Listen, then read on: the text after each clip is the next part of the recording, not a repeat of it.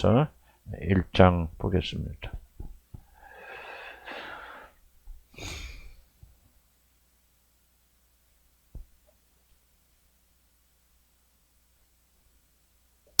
(21절) 한 절만 보도록 하겠습니다. 베드로전서 1장 21절 한 절만 보겠습니다. 너희는 그를 죽은 자 가운데서 살리시고 영광을 주신 하나님을 그리스도로 말미암아 믿는 자니 너희 믿음과 소망이 하나님께 있게 하셨느니라. 아멘. 이 말씀 가지고 하나님께 주는 믿음, 소망이라는 제목을 가지고 같이 나누고자 합니다. 저희가 잘 알고 있는 우리 지인의 아이가 ADHD, 병명은 정확히 모르지만 그런 좀 심각한 발달 장애가 있습니다. 그래서 교회 다니는 것을 아이를 데리고 교회 가면은 이제 아이가 또 맛을 일으키고 또 24시간 아이를 돌봐야 되기 때문에 교회에 나가서 예배를 드리는 것이 굉장히 어렵고 전쟁이다, 그런 얘기를 들었습니다. 얼마 전에 들어보니까 작년인가 우리 지인이 교회를 옮겼는데, 그 교회는 좀 큰 교회, 좋은 교회로 옮겼는데 이제는 너무나도 편하게 예배를 드릴 수 있어서 너무나도 즐겁고 감사하다, 그런 말을 들었습니다. 자신이 다니는 교회는 큰 교회이기 때문에 그렇게 자기 자신의 아이같이 ADHD같이 앓고 있는 아이들을 돌보는 전담 부서가 있어서 딱 교회에 오면은 그 선생님들이 그 아이들 딱 데려다가 예배 마칠 때까지 그 아이들 잘 돌봐주고, 그래서 그 아이 부모들은 이제 아이들을 보내고 이제 마음 놓고 예배를 드릴 수 있고 오게 되어져서 너무나도 고맙고 참 감사하고, 그래서 그 교회를 옮긴 이유가 그런 시설이 있기 때문에 그렇게 옮겨놓으라는 그런 이야기를 전해 주었습니다. 저도 그 얘기를 듣는 순간 나도 같은 형편에 있다면 나도 그 교회를 옮기겠다 하는 그런 생각이 들었습니다. 개인이 할 수 없는 모든 불편한 것들을 교회에서 이루어주고 해주고, 또 이렇게 정말 예배에 집중할 수 있도록 다른 교회들이 희생하면서 그 아이들 돌봐주니, 그런 사랑을 베푸니 그냥 그런 큰 교회에 가는 겁니다. 큰 교회 가보면은 여러분, 우리 교회 다녀보신 분들은 그 교회 가면 별의별 클럽들이 다 있습니다. 테니스 클럽도 있고, 등산 클럽도 있고, 사진 찍기 클럽도 있고, 여행 클럽도 있고, 교회 안에 그런 클럽들이 많습니다. 그래서 같은 교인들이 동호인처럼 이렇게 모여서 즐거운 시간을 같이 보내니 교회 다니는 것이 참 재밌고 즐겁고, 그래서 뭐 꼭 예배 드리기보다는 그렇게 어울리면서 그렇게 다니고 그런 분들이 많이 계시는데, 저는 이걸 부정적으로 생각하지 않습니다. 이런 일을 하는 그 목적이 그들에게 복음을 전하기 위한 것이고 예수님을 전하기 위한 것이라면은 저는 구태여 이것을 반대하거나 또 비난해서는 안 된다고 저는 그렇게 생각합니다. 다만 이제 이러한 것들이 교회의 큰 트렌드, 유행이 되면서 우리 같이 구멍가게 교회는 좀 갈수록 생존하기가 어렵다 하는 그런 이 구멍가게 사장으로서 그런 느낌을 가져봅니다. 세상에서는 구멍가게 이제 점점 사라지고 있고, 모든 구멍가게들이 이제 유명한 마트로 바뀝니다. 그리고 이제 점점 마트도, 이마트나 큰 마트가 점점 사라지고 이제 스타필드 같은 그 아주 럭셔리하고 그런 대형몰로 바뀌는 추세였고, 이제 그렇게 바꾸지 않으면 사람들 오지 않고 장사할 수 없다. 그런데 이와 똑같은 현상이 교회 안에 일어나서 교회들도 많이 스타필드나 그런 것 같이 여러 가지 것들을 교회 안에서 해놓지 않으면은 현대인들이 교회에 오지 않는 그런 현상이 지금 우리에게 일어나고 있습니다. 교회나 세상이나 거의 똑같은 그런 그 길을 가고 있다는 좀 씁쓸한 그런 마음을 가져봅니다. 저는 주님이 한 교회를 개척하여 이끌면서, 그리고 의정부로 교회 옮기고, 특별히 우리가 코로나를 겪으면서 우리 교회도 이런 도전을 우리 갖고 있고, 특별히 시간이 흐르면서 저도 이런 굉장한 압력, 스타필드 같은 그런 교회를 만들지 못하는 조그만 교회 아픔을 시간이 흐를수록 저는 더 그런 느끼고, 참 우리 교인들을 보면서 참 적지 않은 미안한 마음이 듭니다. 특별히 제가 가장 미안하게 생각하는 사람들은 우리 젊은 청년들이 내 대해서 저는 굉장히 좀 죄책감도 가지고 있고 미안한 그런 마음도 많습니다. 뭐 아직 강한 믿음이 있는 것도 아니고 우리 청년들이 또 교회처럼 다른 교회처럼 대학부나 청년부가 되어서 같이 어울리면서 클럽 활동할 수 있는 것도 아니고 또 우리 교회 다니는 자녀들이 또 특성이 또 이렇게 좀 잘 사교적이 아니기 때문에 전에도 좀 시도를 해봤지만 잘 되지 않는 그런 속에서 어떤 젊은 청년들을 위한 프로그램이 전무하고 이런 상황에서 여러분이 교회에 출석하도록 원하는 것은 굉장히 조금 목회자로서 저는 죄송한 마음, 미안한 마음이 끝이 없습니다. 앞에서 말한 그런 약점에도 불구하고 우리 교회같이 작은 교회도 감사할 것이 있다는 것을 저는 많이 발견합니다. 왜냐하면 그런 프로그램이 전혀 없고 활동하는 것이 전혀 없기 때문에 감사한 것은 우리 교회는 오직 말씀과 기도하는 일에 전념할 수 있게 되었다. 그래서 조금 하지만 그러나 초대교회의 모습을 우리가 닮아갈 수 있다는 것은 나는 굉장히 중요한 장점이고 감사할 일이다 그렇게 생각합니다. 그래서 우리 교회 오신 분들은 오직 말씀만 사모하고 구원을 목표로 하는 그런 자들만이 살아남고 그렇지 않은 분들은 적응할 수 없기 때문에 그래도 오늘까지 여러분이 남아서 출석하는 대부분의 여러분들은 말씀을 듣고 기도하고 그 말씀대로 사는 것이 여러분의 기쁨이 되어졌고 우리 재미가 되었다고 저는 그렇게 생각합니다. 그래서 저는 이 점 매우 감사하게 생각하고 심지어 저는 이 점을 매우 영광스럽게 생각합니다. 다른 프로그램이 없기 때문에 저는 다른 것에 신경을 쓰지 않고 오직 말씀을 준비하고 말씀을 전한 그리고 기도한 일에 전념하게 되었으니 이것까지 감사하고 영광스러운 일이 어디에 있을까? 이 구멍가게 사장으로서 그런 마음을 가져봅니다. 제가 전에 몇천 명이 모이는 큰 교회에서 담임 목사로 오라는 그런 간절한 초청이 있었을 때 제가 거절하였는데 지금 생각해 보아도 참 너무나도 잘한 결정이다. 저는 그렇게 생각합니다. 왜냐하면 큰 교회는 저도 해봤지만 프로그램을 중심으로 움직이기 때문에 만약 그 일이 성사가 되어서 제가 큰 교회 그 교회 담임 목사직을 맡았더라면은 제가 이렇게 말씀과 기도한 일에 전념할 수 있었을까? 라고 하는 그런 의심이 듭니다. 그렇기 때문에 저는 큰 교회에 성공한 목사가 되는 것보다는 이렇게 작은 교회지만은 마음 놓고 복음을 전하고 가르치고 그냥 원 없이 내가 모자라고 시간이 없어서 그렇지 원 없이 복음을 선포하고 기도할 수 있는 교회의 목사가 되었다는 것이 요즘은 얼마나 행복하고 감사하고 영광스러운지 모르겠습니다. 바로 이런 고민을 제가 많이 하는데 우리 목사들은 다 이런 똑같은 고민을 하리라 그렇게 생각이 되어집니다. 저는 이런 고민 가운데 도대체 기독교의 본질이 무엇일까를 좀 많이 생각해 봅니다. 우리 그리스도인들이 궁극적으로 추구해야 되는 것이 무엇입니까? 교회를 통해서 우리 믿는 자들이 이루어 나갈 것이 도대체 무엇인가? 교회가 가야 되는 방향이 무엇이고 목적지가 무엇인가는 저는 굉장히 많이 생각합니다. 제 질문은 이렇게 요약할 수가 있을 것입니다. 그리스도로 말미암아 하나님을 믿는 믿음의 결국은 도착지는 결국 어디인가 무엇인가? 교회가 크건 작건 프로그램이 많건 적건 우리들이 진정 하나님의 백성들이라면 우리는 무엇을 추구하며 살아야 되는가? 바로 이것이 제 자신에게 스스로 던지는 질문이고 저와 여러분이 같이 고민해야 되는 큰 숙제라고 나는 그렇게 생각합니다. 오늘 사도 베드로는 이 질문의 믿음의 결국, 즉 교회의 궁극적인 목적은 우리 믿는 자들이 하나님께 모든 믿음과 소망을 두는 일이라고 그렇게 밝힙니다. 하나님께만 모든 믿음과 소망을 두는 것이 믿음의 궁극적 목표이고 교회가 존재하는 진정한 이유라고 그렇게 하나님의 말씀은 우리에게 전하고 있습니다. 만일 교회가 크건 작건 어떤 프로그램 중심으로 재미있게 하건 즐겁게 하건 말씀 중심으로 하건 만약 교회가 이 목표에서 벗어난다면 그것은 참된 교회가 결코 될 수 없다고 저는 생각합니다.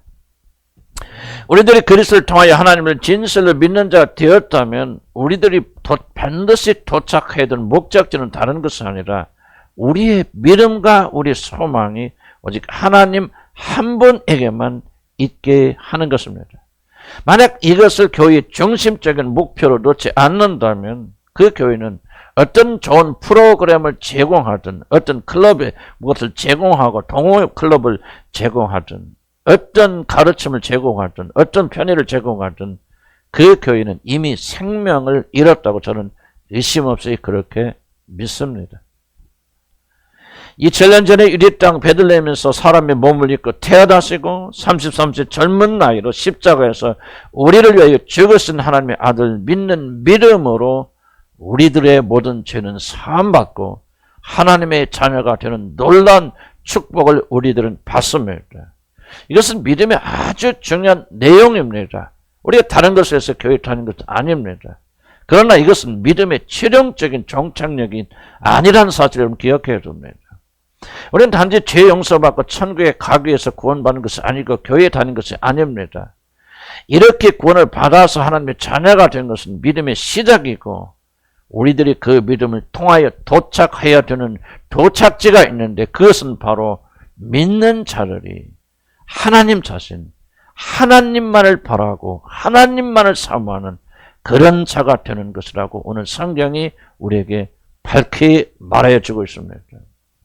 사도 베드로는 앞에서 뭐라고 말했습니까? 그리스도인이란 그리스도를 통하여 하나님을 믿는 자들이 그리스도인이다. 그렇게 말했습니다. 교회에 다니는 자들이 그리스도인이 아니라 교회 가서 열심히 클럽 활동하고 재밌게 놀고 뭐 그것도 나쁜 일은 아니고 여기저기 놀러 다니고 친교하고 하는 거 나쁜 일은 아니겠지만 그것이 그리스도인 기독교가 아니다. 기독교 믿음을 가졌다고 하는 것은 그리스도인은 바로 그리스도를 통하여 하나님을 믿는 자들이라 그렇게 말하였습니다. 그는 분명하게 우리들의 믿음의 정착력, 믿음으로 인해서 이루고자 하는 것은 하나님 자신에게 도달하는 것이라고 그렇게 말합니다. 믿음의 핵심은 우리가 아닙니다. 믿음의 핵심은 우리가 행복하고 우리가 예수 믿어서 잘 되고 건강하고 축복받고 그렇게 성공하는 것이 믿음의 축복이 아닙니다. 바로 그분이 믿음의 목표입니다. 하나님과 특별한 관계를 가지는 것, 하나님께서 우리들의 가장 중요한 모든 것이 되는 것이 바로 믿음의 정착력, 우리들의 믿음이 반드시 도착되어야 되는 것이고 아무리 여러분들이 믿음을 가졌다고 주장하지만은 여러분이 하나님이 여러분의 모든 것이 되는 삶에 실패한다면 그것은 믿음이라고 부르기가 어렵습니다. 사도 베드로는 이것을 우리의 믿음과 소망을 하나님께 두려함이라고 그렇게 오늘 표현합니다. 믿음의 궁극적인 목적은 우리의 모든 믿음과 소망을 오직 하나님께 두므로 특별히 세상에 두지 아니하고 자기 자신에 두지 아니하고 자기 자신이 축적한 재물에 두지 아니하고 모든 소망을 하나님께 두므로 살아계신 하나님과 특별한 관계를 가지는 것이 믿음이라고 사도 베드로는 오늘 이 성경 본문에서 강조하고 있는 것입니다. 여러분의 믿음이 아무리 크고 위대하게 보여도 어떤 기적과 능력 행사해서 죽은 자를 다시 살리는 그런 믿음과 능력이 있다 할지라도 그 믿음이 여러분들로 하여금 하나님과 살아있는 관계를 가지도록 만들어주지 않는다면 그것은 참된 믿음이 될 수 없다고 오늘 하나님의 말씀은 그렇게 전합니다. 여기에서 우리는 중요한 질문 하나가 따라오는 것을 알 수가 있습니다. 왜 하나님과 올바른 관계를 가지는 것이 가장 중요한 믿음이고 믿음의 목적이 될까요? 라는 아주 중대한 질문을 하나 던져야 됩니다. 왜 하나님이 모든 것이 되는 것이 가장 중요합니까? 왜 그것이 믿음의 최종적인 목적이 되어집니까? 그 이유는 만약 저와 여러분이 하나님과 올바른 관계를 맺지 못하면 모든 것이 다 틀어지고 잘못되기 때문에 그렇습니다. 한마디로 하나님과 올바른 관계를 가지지 못하면 그 사람은 죽기 때문에 믿음의 목적지는 교회 다니는 것은 아니고 교회에 모여서 클럽 활동을 하는 것은 아니고 모여서 무엇을 하는 것은 아니라 믿음의 목적지는 하나님과 좋은 관계, 살아있는 관계를 맺는 것이 여러분 참된 구원의 목적이고 믿음의 목적이라고 그렇게 말하는 것입니다. 우리들이 지금 경험하고 있는 모든 고난과 재난과 전쟁과 기근과 이 모든 것들은 다른 것 때문에 일어나는 것이 아닙니다. 실제 그런 것들의 모든 문제의 핵심 뿌리에는 바로 인간과 하나님 사이의 관계가 틀어졌기 때문에 일어나는 비극입니다. 세상에서 일어나는 각종 비극을 우리가 전해 들을 때마다 러시아 우크라이나 전쟁, 지금 일어나는 이스라엘과 하마스 간의 그 비참한 전쟁 소식을 들을 때마다 어떤 사람들이 이렇게 말합니다. 아니, 하나님께서 이 세상을 도대체 어떻게 창조하셨길래, 하나님께서 인간을 도대체 어떤 존재로 만드셨길래 이 세상이 이 모양 이 꼴인가라는 매우 공격적인 질문을 많은 사람들은 던질 것입니다. 이러한 처참한 일들을 막을 수 없다면 하나님이 있다 한들 그 하나님은 아무것도 하지 못하는 무능력한 하나님의 틀림이 없고, 하나님께서 이 모든 세상을 이렇게 창조하셨다면, 인간을 이렇게 악하게 만드셨다면은 그는 선하신 분이 아니라 아주 악한 존재임에 틀림이 없다. 그러므로 이런 하나님을 믿는다고 하는 것은 아주 어리석은 일이라고 생각하고 하나님을 부인하는 자들도 굉장히 많습니다. 과연 하나님은 이들이 주장하는 대로 우리가 믿는 하나님은 악한 하나님이고 무능력한 하나님이기 때문에 그 하나님 때문에 지금 우리가 살고 있는 이 세상이 이렇게 엉망진창이 되었을까요? 아닙니다. 처음 이 세상은 하나님의 놀라운 지혜 가운데 창조된 너무나도 놀라운 것이었고, 인간은 하나님의 형상에 따라 지어진 영광스러운 존재였다고 진리의 말씀은 우리에게 가르칩니다. 이 세상의 시작은 지금 우리들이 눈으로 보는 병들어 죽어가는 그런 지구가 아니라 죽음도 없고 병도 없고 궁핍도 없고 사랑만이 가득한 참으로 안전하고 행복하고 풍성한 곳이었습니다. 완전하신 하나님께서 완전하게 이 세상을 창조하셨고 아무런 모자람도 없고 궁핍도 없는 그런 놀라운 나라였습니다. 전쟁도 없고 기근도 없고 죽음도 없고 병도 없는 그런 나라였습니다. 특히 우리 인간은 하나님의 처지 위치에서 모든 인간들을 다스리고 지배하는 마치 왕과 같은 그런 위치에 있었다고 성경은 전합니다. 하나님께서 자신이 가진 영광을 아담과 이브에게 주셨기 때문에 하나님은 인간을 모든 것 위에 뛰어나게 높이 창조하셨습니다. 시편 8편 4절 8편에서 이렇게 말합니다. 사람이 도대체 무엇이길래 하나님께서 그를 생각하시고 인자가 무엇이길래 주께서 그들을 돌봐주십니까? 그를 하나님보다 조금 못하게 하시고 영화와 존귀로 관을 씌우셨나이다. 주의 손으로 만드신 모든 것들을 사람들이 다스리게 하시고 만물을 사람들의 발 아래 두셨으니 곧 소와 양과 들짐승이며 공중의 새와 바다와 물고기와 바닷길에 다니는 것이니이다. 여호와 우리 주여, 주의 이름이 어찌 그리 아름다우시며 어찌 우리를 이렇게 높이셨나이까? 시편 기자는 이렇게 감탄하고 있습니다. 하나님께서 처음 인간을 이렇게 높이셨습니다. 하나님과 동등하지는 않지만 하나님과 같은 신적인 존재로 창조하셨습니다. 그리고 하나님 자신의 모든 영광으로 옷 입혀 주셨습니다. 바로 이것이 원래 우리들의 영광스러운 모습입니다. 현재 지금 우리 보고 있는 우리들은 하나님께서 원래 창조하신 인간의 모습과는 동에서 서가 먼 것 같이 멀리 떨어지고 그리고 변질된 모습입니다. 하나님은 결코 우리들을 이런 모습으로 만드시지 아니하고 자기 자신의 모든 영광을 덧입혀서 창조하신 영광 중에 영광스러운 존재로 그런 저와 여러분을 지으셨던 것입니다. 그런 영광스러운 존재가 사단의 유혹에 넘어갔습니다. 그는 자신이 피조물이라는 사실을 잊어버리고 자신 스스로를 높여서 하나님처럼 되려고 하나님을 배반하였다고 성경은 기록합니다. 하나님을 버리고 하나님 대신 세상과 사탄을 선택하였습니다. 그를 아비처럼 섬겼습니다. 바로 그 결과 지금 여러분이 경험하고 있는 이러한 세상이 된 것입니다. 하나님을 버리고 어둠을 택하니 이 모든 것을 잃게 되었고 모든 것이 파괴되었고 모든 것이 죽게 된 것입니다. 어떤 분들은 이렇게 말할지 모릅니다. 그래도 이 세상은 아직은 살만합니다. 돈도 있고 친구도 있고 먹을 것이 넘치고 BTS가 있고 드라마가 있으면 이 세상 정말 살기 좋아요. 목사님 몰라서 그렇지 이 세상은 참으로 재미있는 곳입니다. 그렇게 말하는 분도 계실 것입니다. 암으로 죽어가는 환자가 하루 이틀 정도 잠깐 좋아졌다고 해서 자신을 서서히 죽이는 모든 암세포가 다 사라졌다고 그렇게 믿는 것이 얼마나 어리석은 일입니까?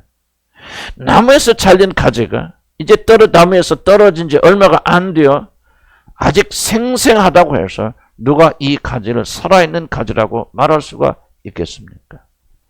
사형수들이 죽기 전에 교도소에서 자비를 베풀어 이제 마지막 죽기 전에 아주 좋은 식사를 그들에게 대접하는 그런 습관, 관습이 있습니다.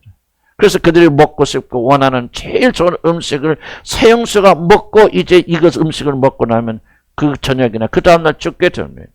근데 사형수가 이 맛있는 음식을 먹으면서 이야 참 음식이 맛있구나. 인생은 살만한 거야. 맛있는 것을 먹으니 나는 너무너무 행복해. 그렇게 말하는 사형수가 어디에 있겠습니까? 그래요. 어떤 이들이 생각하는 것처럼 세상은 그런 대로 살만한 곳이라고 그렇게 칩시다. 그런데 만약 여러분의 눈이 열려서 여러분이 원래 어떤 영광스러운 모습으로 창조되었고 그 창조된 모습과 지금 현재의 모습을 비교하게 될 때 우리들은 버러지만도 못한 그런 존재가 되었다는 사실을 여러분 깨닫는다면 여러분 이 세상이 아무리 살기 좋고 재밌다고 이 세상이 좋은 곳이라고 그렇게 말할 수가 없을 것입니다. 바벨론 포로에서 해방된 유대 사람들이 이제 힘을 합해서 예루살렘 성벽을 이제 재건하였습니다. 우여곡절 속에 그들이 이 성벽을 다 둘러싸아 놓고 이제 마지막 재건한 준공식을 보면서 이 젊은 친구들은 감격했습니다. 야 이렇게 놀랍고 크고 아름다운 성벽을 우리가 건축하게 되었더니 참 예루살렘 성이 멋있구나 그렇게 감탄했지만은 이렇게 기억하시기 바랍니다. 옛날의 영광과 영화를 받고 예루살렘 성전을 목격하였던 나이 든 사람들은 이 모습을 보면서 통곡하며 울었다고 그럽니다. 왜 그랬을까요? 지금 자기들이 눈에 보이는 이 성벽은 옛날 예루살렘이 영광받을 때 그 모습에 비교하면 정말 초라하고 볼품이 없었기 때문에 그들은 통곡하며 울었다고 그렇게 성경이 기록합니다. 만약 하나님께서 여러분의 마음의 눈을 열어주셔서 천국을 보게 되고 죄로 인하여 이렇게 부서진 지구와 하나님의 영광을 상실한 우리들의 실제를 여러분이 깨닫게 된다면 우리는 지금 절대로 이 세상이 살만한 동네라고 그렇게 말할 수가 없을 것입니다. 저는 아직 이 영광을 다 보지 못하였지만 주님을 만난 대로 그리고 주님께 나아갈수록 제게 일어난 독특한 하나의 일이 있습니다. 그것은 나 입에서 버릇처럼 신음하는 소리가 나는 것입니다. 참 이게 사는 것이 아니에요. 제가 뭐 거지같이 삽니까? 그래도 세상에서 그렇게 못하지 않게 살죠. 가난 부자는 아니지만 그러나 난 부족함 없이 재미있게 삽니다. 그런데 항상 내 입에서 이런 말이 나옵니다. 이건 사는 게 아니야. 정말 이 세상에 산다는 자체가 너무너무 힘들어. 난 이렇게 사는 것을 좋아하지 않아. 정말 나는 이 세상에 남아있기가 싫어. 내가 정말 주님을 만난 뒤로 그리고 더욱더 주님을 알아간 뒤로 내 입에서 버릇처럼 이 소리가 나옵니다. 왜 이런 말을 내 영혼이 깊은 데서 고백할까요? 그래서 내 영혼이 이제 깨어나서 하늘의 영광을 바라보고 하나님께서 처음 창조하신 나의 영광을 보고 있기 때문에 그런 나와 나 현재 나를 비교하면서 잃어버리고 빼앗긴 짓밟힌 이 세상을 바라보면서 하나님의 영광과는 비교조차 할 수 없는 비참을 바라보기 때문에 내 영혼은 이제 어서서히 그날에 돌아가기를 소원하고 있는 것입니다. 나는 이게 저뿐만 아니라 주님을 아는 자들, 진실을 거듭나서 하나님의 영광을 맛본 자들은 난 똑같은 마음을 가질 거라 그렇게 생각합니다. 이 세상을 즐거워한다는 것, 이 세상을 기뻐하고 이 세상에 오래 머물러 있기를 원한다면 나는 여러분 아직 하나님의 영광을 구경조차 못한 자들이라 그렇게 말씀할 수밖에 없습니다. 그래서 사도 바울도 매일 뭐 했습니까?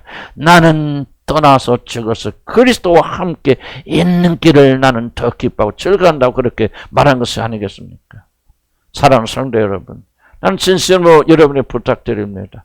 세상에 속지 마십시오. 세상에 만족하지 마십시오. 세상을 즐거워하지 마시고 세상에 빠지지 마시고 세상 사람들과 어울리지 마십시오. 이 모든 것이 거짓이고 모든 것이 허구입니다.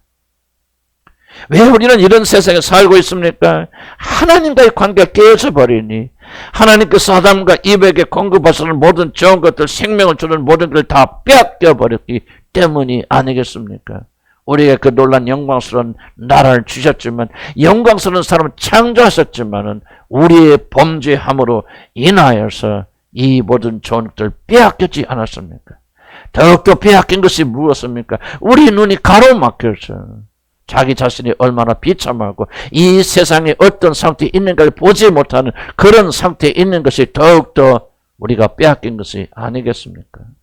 사랑하는 성도 여러분, 여러분이 세상의 모든 걸 다 가지고 있어도 하나님과의 관계가 파괴될 때 여러분은 모든 좋은 것을 다 빼앗깁니다.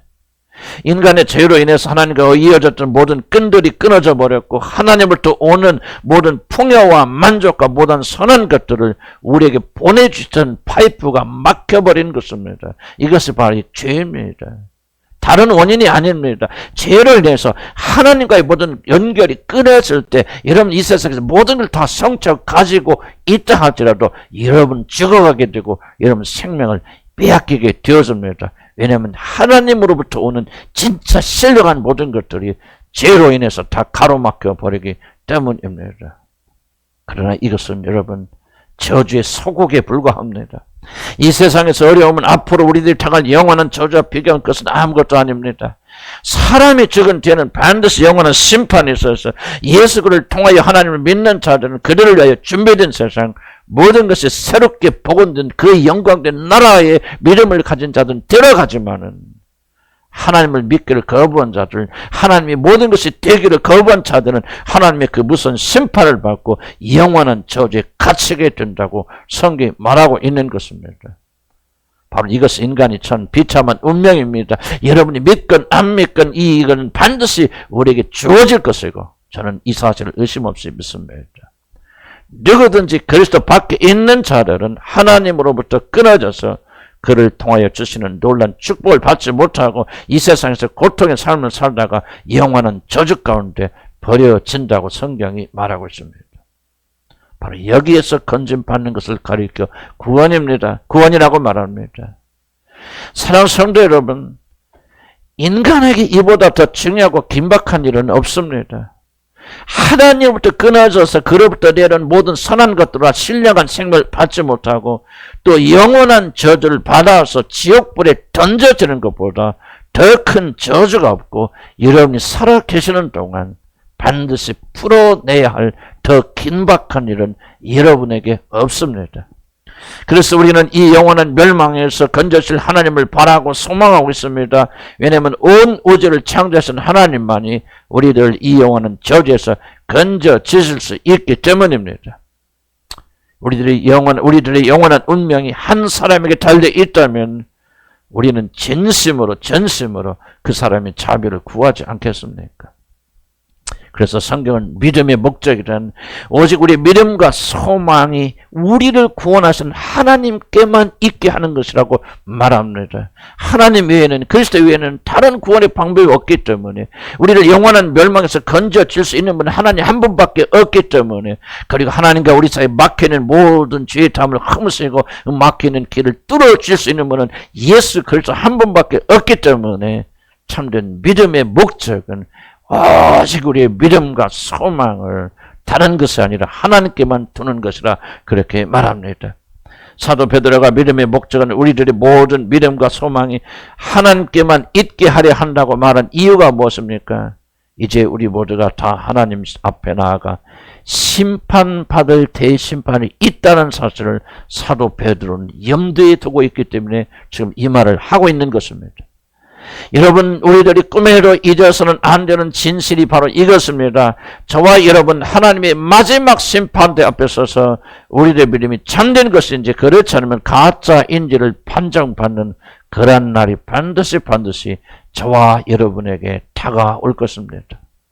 우리는 그리스도를 우리의 구주와 주님으로 받아들이는 순간 어렵다고 칭함받습니다. 우리 죄가 용서됩니다. 그러나 우리들이 진실로 어렵다고 칭함받아서 그날에 넉넉히 들어가는 자격을 얻는 것은 지금 여기가 아니라 바로 하나님의 그 무서운 심판대 앞에서 이라는 사실을 잊지 마시기 바랍니다. 바로 거기서 여러분의 믿음이 진짜인지 가짜인지 최종적으로 시험을 받습니다. 그런데 우리들이 이 심판에 관련해서 주목하여 볼 할 것이 하나 있습니다. 바로 그것은 우리 주님께서 이 마지막 심판에 대해서 말씀하실 때 지옥에 들어가는 자들 어떻게 묘사하는가, 도대체 누가 지옥에 가는가를 오늘 충격적으로 설명을 한 구절이 있습니다. 그게 바로 마태복음 7장 22절에 이렇게 기록합니다. 그날에 그 하나님께서 심판하시는 그날에 많은 사람이 나더러 이르러 주여 주여 우리가 주의 이름으로 선지자 노릇하며 주의 이름으로 귀신을 쫓아내며 주의 이름으로 많은 권능을 행하지 아니하였나이까 하리니. 참으로 여러분 무슨 말이 아닙니까? 주의 이름으로 선지자 노릇하고 주의 이름으로 귀신을 쫓아내며 주의 이름으로 많은 권능을 행하였다면 이 사람이 어찌 그냥 교회에 왔다 갔다 한 그런 사람이었겠습니까? 교회 지도자로서 많은 권능을 행사하는 능력자로서 귀신을 쫓아내고 병든 자들 치료하는 자로서 그들이 하나님을 그리스도를 믿는다고 주장하지만 실제로는 참된 믿음을 가지지 못했다는 것이 마지막 심판대 앞에서 드러났기 때문에 주님으로부터 쫓겨나서 멸망의 지옥으로 던져지는 것이 아니겠습니까? 하나님께서 아브라함에게 나타나셔서 하늘의 많은 별들 보여주시면서 이제 너는 이삭을 낳고 이삭을 통해서 수많은 후손들을 이렇게 낳게 될 것이다 라고 하는 말씀을 하셨을 때 아브라함은 그 말씀을 믿습니다 하고 받아들였습니다. 믿습니다 하고 받아들였을 때 하나님께서 그 믿음을 보시고 그를 의롭다고 여기셨습니다. 그런데 나중에 이삭이 태어나서 이삭이 자라났을 때 하나님께서 어느 날 그에게 말합니다. 내가 사랑하는 독자 이삭을 번제물로 태워서 나에게 바치라. 그렇게 말했습니다. 이 말씀에 순종한 아브라함은 그를 데리고 모리아산에 데리고 가서 그를 죽이려고 칼을 꺼집어서 이 이삭의 몸에 데려가는 순간 하늘에서 음성이 들립니다. 아브라함아 아브라함아 내가 이제야 내가 나를 진정으로 경외하는 줄을 알겠노라. 여러분은 이것이 하나님께서 정말로 아브라함이 자기 자신을 사랑하고 존중하고 경외하는지를 몰랐기 때문에 아브라함을 불러다가 지금 진짜인지 가짜인지 시험하고 있다고 여러분 그렇게 생각하십니까? 그렇지 않으면 이 사건이야말로 행함이 없는 믿음은 죽은 믿음이다. 하나님만을 삼하고 하나님을 바라보지 아니하는 적당히 세상에 섞어서 왔다 갔다 하는 그런 믿음은 가짜 믿음이다. 그렇기 때문에 너희들이 믿음이 진짜인지 가짜인지를 내가 반드시 마지막 심판 때에 조사하여 볼 것이라는 사실을 보여주는 예라고 생각하십니까?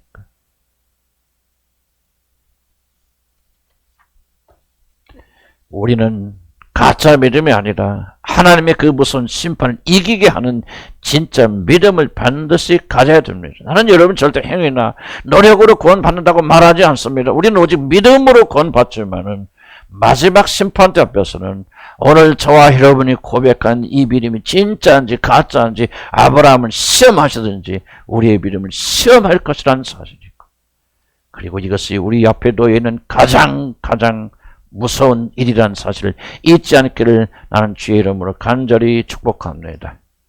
그렇다면 무엇이 마지막 대심판을 통과하게 만드는 진짜 믿음입니까? 이런 참된 믿음은 다른 것이 아닙니다. 우리를 마지막 심판에서 건져주신 믿음은 오직 하나님 한 분에게 우리의 모든 믿음과 소망을 두는 믿음입니다. 뛰어난 사람이 되는 것도 아닙니다. 윤리적 도덕적으로 흠잡을 것이 없는 사람이 되는 것이 아닙니다. 하나님 말씀과 규례를 정말 말씀 한마디 틀리지 않고 다 지키는 그런 삶이 아닙니다. 하나님 보신 참된 믿음은 나만을 바라고 소망하는 것. 내 영혼 속에 너의 마음 속에 내가 자리 잡고 있는 것. 우리 모든 믿음과 소망을 하나님께 두는 상태. 바로 이것이 여러분을 구원하시는 참된 믿음입니다. 오늘 현대 기독교인들의 문제와 비극이 무엇이라고 생각하십니까? 마지막 심판에서 거절당하는 자들의 신앙이 무엇입니까? 그들은 하나님께만 소망을 둔 자들이 아니라는 사실입니다. 하나님을 섬기긴 하지만 돈과 명예와 세상에서 사랑과 자식의 성공과 자신의 업적을 하나님과 함께 섬기는 자들입니다. 마음의 대부분은 세상에 가 있지만 조그만 부분은 하나님께 내어드린 자들입니다. 이런 자들은 마지막 심판을 통과할 수 없습니다. 우리의 마음이 오직 하나님만 바라고 우리 모든 믿음과 소망이 오직 여호와 하나님께만 있는 신앙, 이것이 바로 저와 여러분을 영원한 멸망에서 지켜주는 그런 믿음입니다. 아무것도 없어도 괜찮습니다. 하나님 위해서 훌륭한 일을 하지 못했어도 괜찮습니다. 여러분의 삶에 좀 문제가 있어도 괜찮습니다. 난 죄를 두둔하는 것이 아닙니다. 완벽하고 완전하고 이런 모든 걸 다 하나님께 바쳐서 구원받는 것이 아닙니다. 하나님께서 구원하는 사람의 마음은 오직 한 가지 마음. 다윗 보시기 바랍니다. 밧세바를 음란한 일도 하고 살인도 저질렀지만 그가 다윗을 사랑하시는 것이 무엇입니까? 너는 내 마음에 합한 자라. 다윗의 마음속에 항상 하나님이 있었습니다. 하나님의 모든 게 중심이 되어졌습니다. 그의 모든 미련과 소망을 하나님께 두었습니다. 그래서 그가 범죄한 뒤에도 그가 와서 하나님 오직 나의 모든 소망 나의 구원은 당신께만 있나이다. 자기 자신의 모든 구원을 하나님께 두었습니다. 그를 팔았습니다. 그를 사모하였습니다. 그를 찾았습니다. 그를 열망하였습니다. 다윗이 다른 사람들 훌륭하고 뛰어나서 구원받는 것이 아닙니다. 착한 일을 많이 해서 구원받는 것이 아닙니다. 성전을 짓기 위해서 자기 전제를 털었기 때문에 그가 구원받는 것이 아닙니다. 다윗의 마음속에는 그의 믿음과 소망을 오직 하나님께만 두는 그런 믿음이 있었기 때문에 그렇습니다. 이것은 바로 믿음의 목적입니다. 마지막 심판에서 거절당하는 자들은 윤리와 도덕적으로 완벽하지 못한 자들이 아닙니다. 무슨 선한 열매, 아름다운 열매를 충성하지 맺지 못하기 때문에 거부당하는 것이 아닙니다. 그들이 거부당한 중요한 이유는 오직 자기 자신의 믿음과 구원의 소망을 하나님께 두지 아니한 자들, 그의 마음이 나누어져서 세상과 자기와 정욕에 흘러 들어갔던 자들, 하나님이 그들의 모든 것이 되지 않은 자들은 결코 그 나라에 들어가지 못합니다. 바울은 부자들에게 이렇게 디모데후서 6장 전서 6장 17절에서 말합니다. 너는 이 세상의 부자들에게 명령하여 교만해지지 말고 덧없는 재물에 소망을 두지 말고 오직 우리에게 모든 것을 풍성히 주셔서 즐기게 하시는 하나님께 소망을 두라. 부자들이 물질을 의지하지 말고 바라지 말고 물질을 따라가지 말고 오직 모든 소망을 하나님께 두라고 그렇게 말합니다. 이 세상에서 모든 것을 가진 부자라도 하나님께만 소망을 두지 않는 자들은 결코 하나님 나라의 백성이 될 수가 없습니다. 여러분 사도 바울 보시기 바랍니다. 왜 하나님은 그렇게 경건하고 충성된 종에게 결코 멈추지 않은 고난과 고통을 끊임없이 그에게 보내셔서 죽을 자에 들어가게 하셨습니까? 고린도후서 1장 8절 9절에 바울은 이렇게 고백합니다. 형제들아 우리가 아시아에서 당한 환난을 너희가 모르기를 원하지 아니하노냐. 심에 겹도록 심한 고난을 당하여 살 소망까지 끊어지고 우리는 우리 자신의 사형 선고를 받은 줄 알았으니 이는 우리로 자기를 의지하지 말고 오직 죽은 자를 다시 살리시는 하나님만 의지하게 하려 하십니다. 왜 하나님은 자기 자신을 위하여 목숨을 바쳐 충성하는 그런 훌륭한 충성스러운 종에게 이런 고난과 고초를 끝없이 보내셔서 오직 그가 자기 자신만을 의리하고 신뢰하는 자로 만드셨을까요?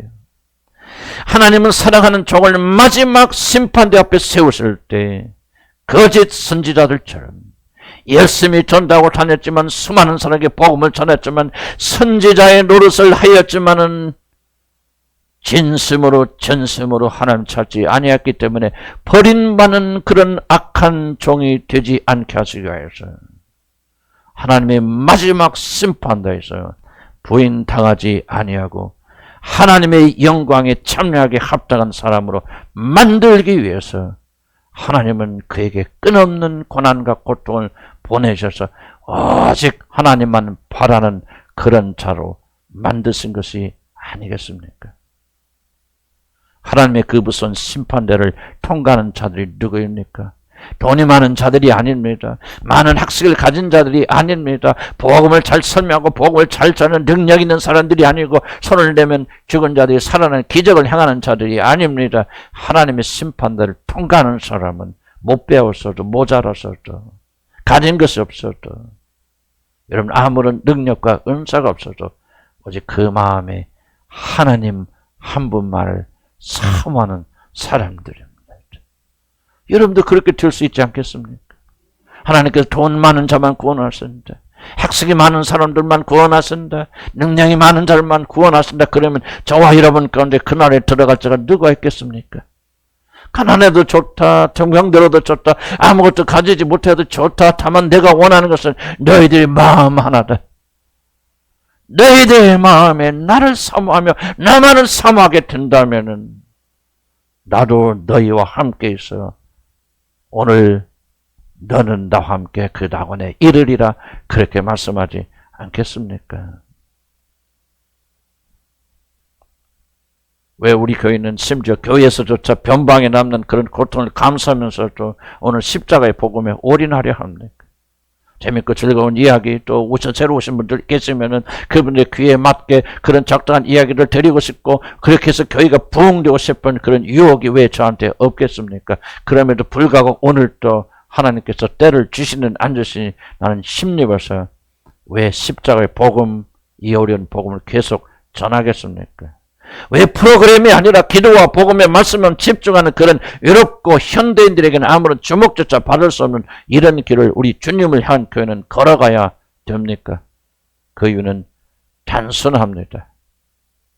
오직 하나님 한 분만을 바라는 것이 참된 신앙인 줄 믿기에 오직 그 믿음만이 이 마지막 심판을 통과할 수 있는 은혜라는 것을 알기 때문에 저는 오늘 또 어렵지만 힘들지만 오직 십자가 복음에만 초점을 맞추는 것이고 나는 이런 삶에 절대 후회하지 않습니다. 저도 때때로 이렇고 세상 유혹도 받지만 오늘 또 단단히 서 있는 이유는 참된 믿음은 다른 것이 아니라 우리 모든 믿음과 소망을 오직 하나님 한 분에게만 두는 것이라는 사실을 저는 의심 없이 믿기 때문에 오늘도 저는 이 강대상에 단단히 담대하게 서 있는 것입니다. 사도 바울은 디모데를 향해서 이렇게 말합니다. 디모데야, 복음을 부끄러워하지 말고 복음과 함께 고난을 받으라 그렇게 명령하지 않습니까? 세상에서는 버림받는다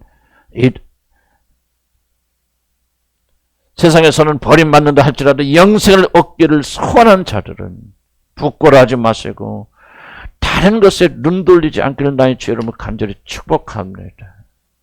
사도 바울은 나도 복음을 부끄러워하지 아니하노니 복음을 믿는 자들에게 구원을 주시는 하나님의 능력이라고 그렇게 말하지 않습니까?